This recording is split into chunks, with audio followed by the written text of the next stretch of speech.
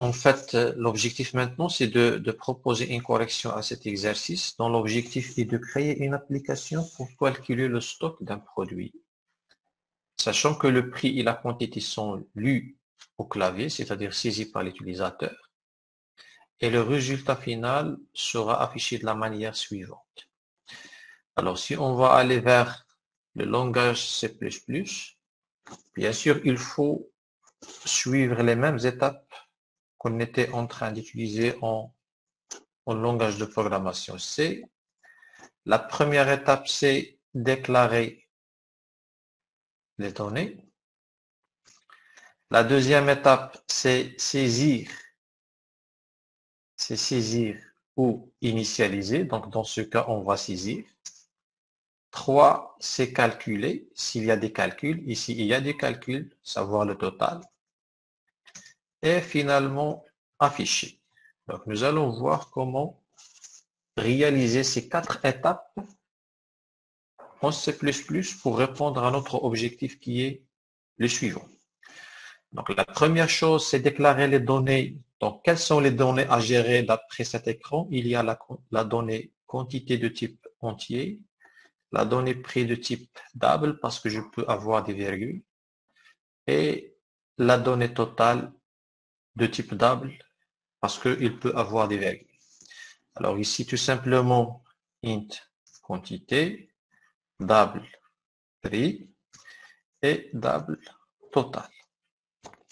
Alors, ces données-là, la quantité et le prix sont saisis par l'utilisateur, c'est-à-dire tout simplement, je vais afficher un message à l'écran à la de C++ en se basant sur cout, c'est-à-dire saisir quantité. Deux points.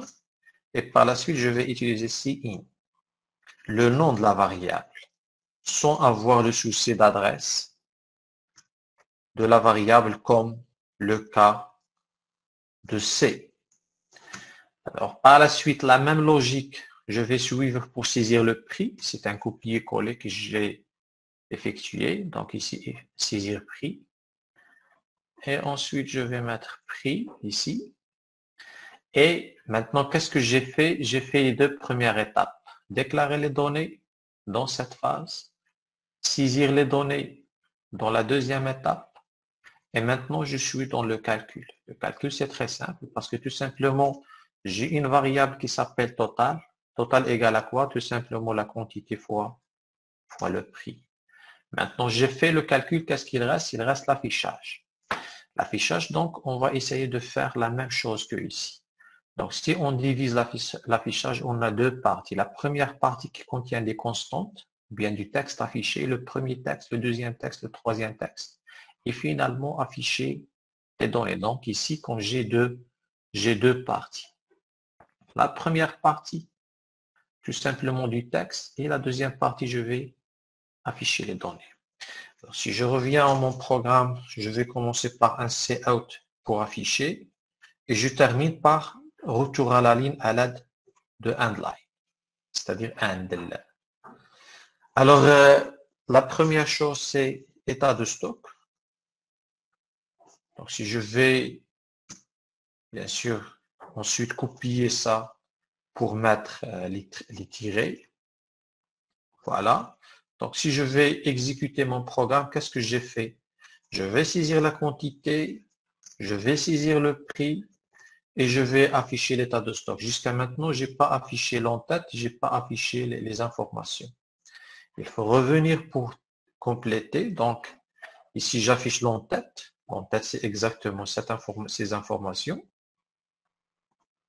Alors, je vais aller ici pour mettre la première information, c'est désignation. Ensuite, tabulation par anti/t comme le cas de C. Et ensuite, je vais mettre quantité suivi par anti/tabulation.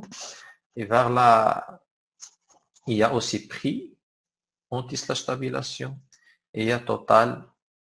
Et après total, je peux retourner à la ligne. Donc, un. Voilà, ça c'est l'entête. Qu'est-ce qu'il reste?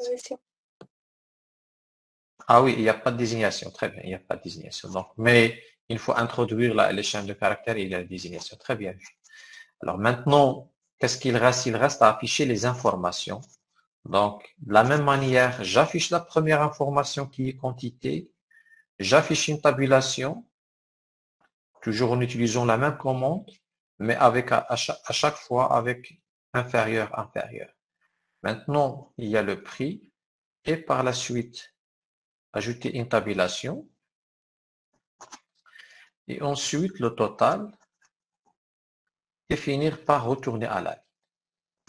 Donc, c'est ça normalement ce qui est demandé. Donc, si je vais mettre la saisie de la quantité, par exemple 5, le prix 5500, donc finalement, je vais avoir la même chose ici comme c'est demandé à l'écran d'avoir ce résultat. Donc, d'état de stock.